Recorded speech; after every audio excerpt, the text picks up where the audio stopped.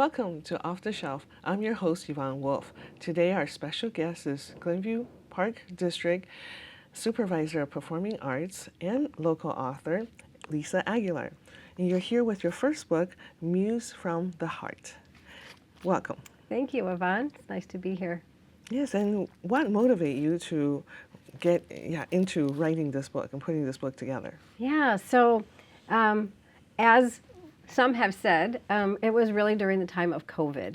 So I'd always knew that there was a book kind of rumbling inside of me for many, many decades, but didn't really know how that book was going to transform or be created. And when the world quieted down and I saw so much fear and resistance and confusion in the world, Spirit kind of came in and said, nudged me on the shoulder and said, now is the time. And so I began to do the writing from the prompting of a kind of a higher guidance, and knew that with faith and with trust, I really truly felt like there was hope for global healing during that time. And so the book really brings forward for me, and the hope is that people will read it and find curiosity and kindness and unity back into our world. Yes, well, the book is very colorful. I can see a lot of movement in the book. And so what resources help you with the planning of this book? Like, did you know you were going with the 5 archetypes, for example? So not originally. Okay. So as every, I think, creative project, it starts with beginning, it flows through a variety of different pathways. Originally, I thought that the book was going to be a children's book. So I was like, yes, I'm writing a children's book. But then as it kind of unfolded, I began to realize that it had a little more substance to it than a children's book. And I had done some work. I have a master's degree in transpersonal psychology, and during my studies of that, I had looked and done some research on different archetypes. And so the book kind of called to me to choose just a few that were personal to me, that paths that I've chosen and walked through in my own experience in life. So I just kind of narrowed it down and chose a few archetypes. I see. And your book is described as an inner journey led through whimsical illustrations and playful poetry. Now, how did you find the illustrator to work with the image you had in mind? Yeah, so shout out to my illustrator, because the book would not be the book without the work of Lori Hanna. And the interesting story, as someone is trying to write their own book, or maybe they're going to look for an illustrator for themselves, the pathway that I found her was, again, I'm going to repeat myself often because it really felt guided by a higher source or by Spirit. I opened up my Facebook and I saw this magnificent image of a painting, and I knew immediately that's going to be the artist for my book. And it turns out that I had done a yoga dance training way back in 2014. And the woman who made this painting and posted it had also gone through that similar training. So we had this like synchronicity. So I found her name. So your paths crossed before. They didn't, because we still haven't met person to person. I have heard that with illustrators and authors. Yeah, go on. So tell me more. Yeah, so her, I just, found her information, contacted her through a Zoom call. We immediately were like kindred spirits, and I said, would you be interested in sharing your artwork in the format of a book? And she graciously said yes, and from there it just unfolded. Yeah, so that's very interesting how you can meet someone from another context, right? Yeah. And then find her again. So that, and it's definitely, the colors are very telling, very vibrant, and very active. Yeah. So what detail did you ask the illustrator to emphasize? Yeah. So again, the story is almost backwards. So I really want to be an inspiration for other authors to to want to write. The way that my illustration worked was in kind of a reverse process. So most of the time someone would write and then they would give the writing to the illustrator and then have the illustrator create the image off of the writing.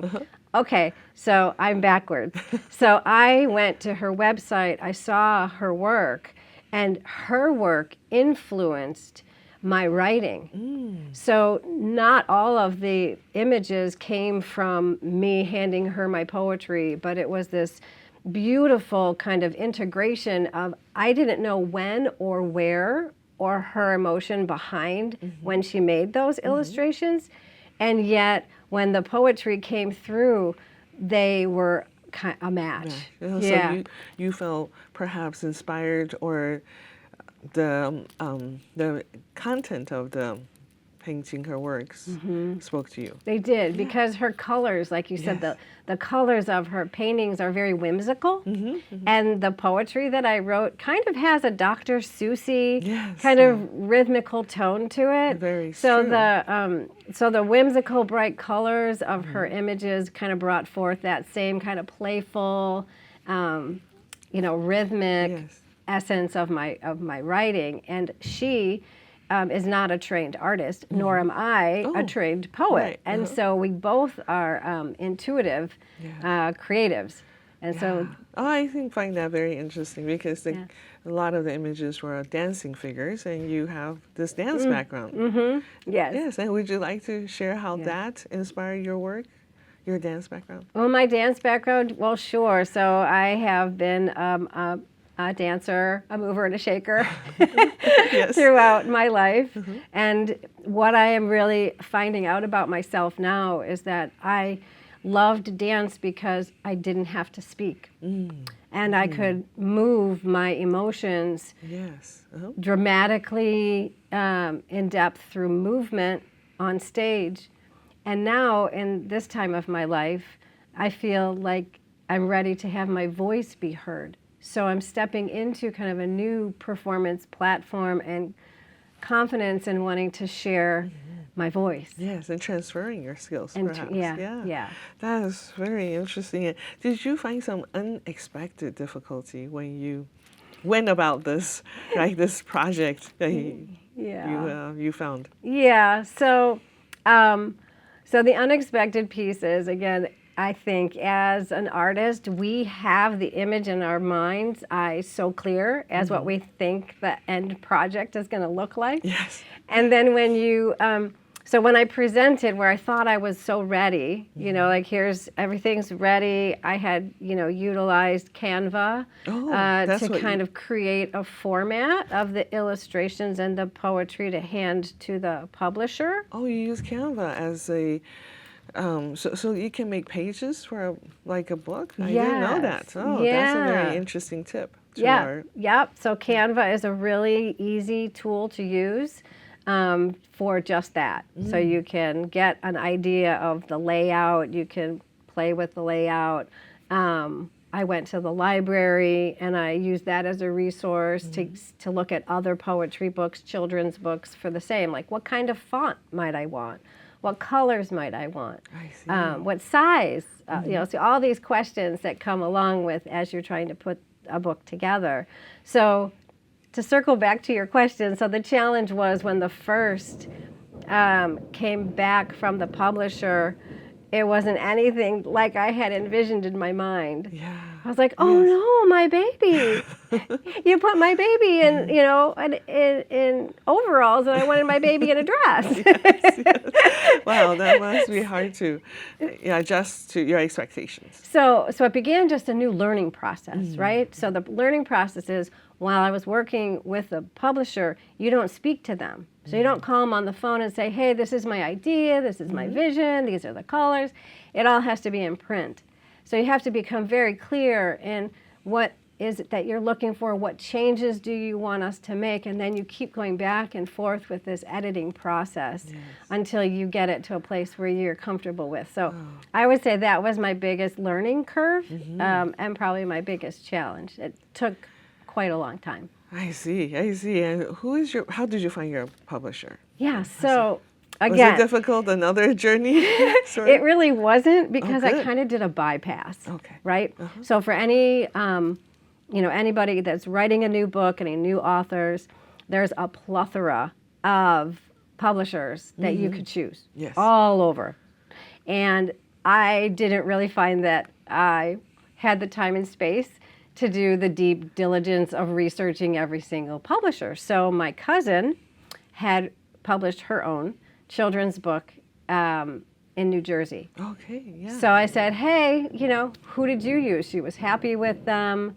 So I just went with the same publisher that she had used for self-publishing. The name of the company is Book Baby. Uh-huh. So That's good to know for our viewers Yes. who are considering probably exactly the project you've completed. yeah. Yeah, well, that's wonderful to have that resource, isn't it? Mm-hmm. Because now it's really nationwide. You could pick up an illustrator that doesn't even live in the same town, and so with a publisher. Exactly, that doesn't live in the same town. Yeah. So yeah. So did you have any trouble paring this book down to the size you wanted, or that wasn't an issue for you at all?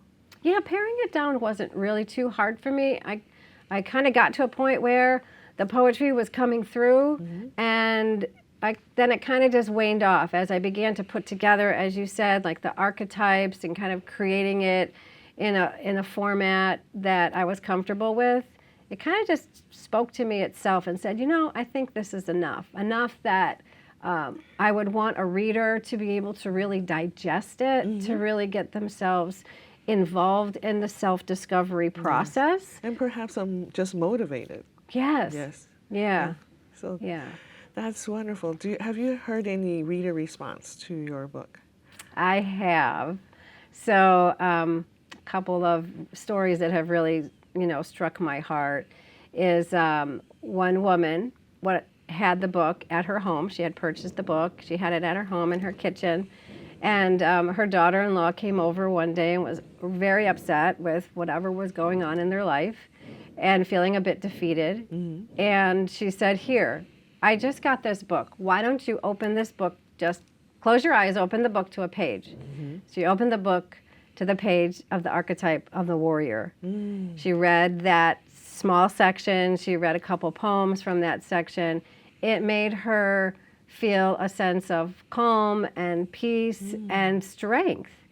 And so that was a wonderful story, that in those short moments that we can make a difference. Yes, just redirect our thoughts, and that's beautiful. And I have a bigger story. Can I tell one Please more? do. Please do. Yeah, so I have another big story around the book. And that's that I have a friend who's currently in one of the war-torn countries, and the internet is in and out. You never know when you're going to get internet. Yes. And it had not occurred to me until a few months ago that perhaps if I took a picture of my book and started sending the poetry his way, that maybe on the days when the internet was open, Yes, it was working. that he could read the poetry.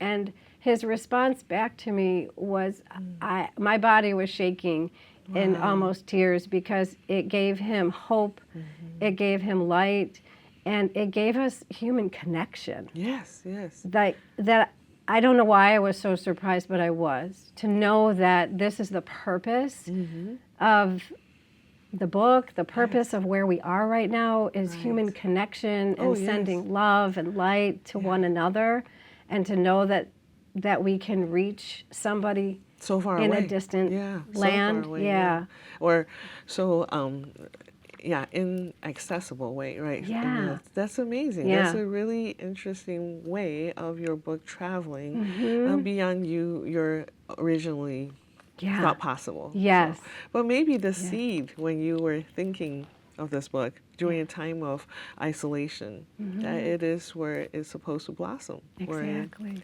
Where it connects people. Oh, that's Exactly. really You just wonderful. said it. Yeah.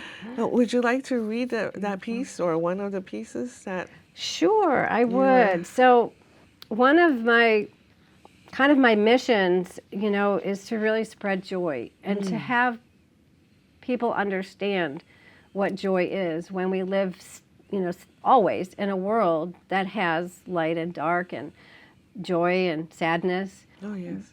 And the context of joy is something that's really dear to me. And this poetry, this one came through with this beautiful picture of the hummingbird. The hummingbird. I saw that. It just, Love the hummingbird. Several of your paintings or pictures were very light and levity. I found that very true. So. Yeah. And each of them asks a question for us to do some self-reflection and some self-discovery. So this one is titled Joy, and the question is, will I choose joy today? Because we have that choice, right? We can choose it. So the poetry says, joy has no right or wrong. It exists in every song, from the first stanza to the last. Run to joy, faithful and fast. Joy is pure, joy is light. Joy will sing right into your life. Joy is free, joy is crisp, joy is instantaneous. Mixed with anger, upset, and sorrow, joy will stay with you until tomorrow. Breathe it in, breathe it out. Joy will land you a hand when you shout. Then thank you, joy, for being so strong. Joy has no right or wrong. Wow, that is quite beautiful and so succinct to the point. Yeah.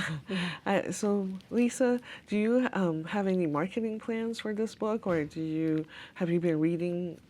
Have you had other experiences reading it aloud? Because it sounds like you have. Yeah, I have not really been reading it aloud, but my marketing plan is really that I am in the process right now of building out book signing tour and doing speaking engagements. Yes. And kind of a little bit what we were saying earlier, the book has had this wonderful planting of seeds worldwide. So in the beginning of our conversation, we talked about, again, COVID and how the whole world shut down at that time and was affected. And there's been this really interesting blessing that's happened. So right now the book has landed in Bali, Indonesia. It's landed in Australia. It's landed in Central America. So I feel like there are these really wonderful kind of roots that have been planted for the book for me to, really expand and explore opportunity to share my light and my love and my hope for humanity. Yes. And you can make so many connections with people through your book. Yeah.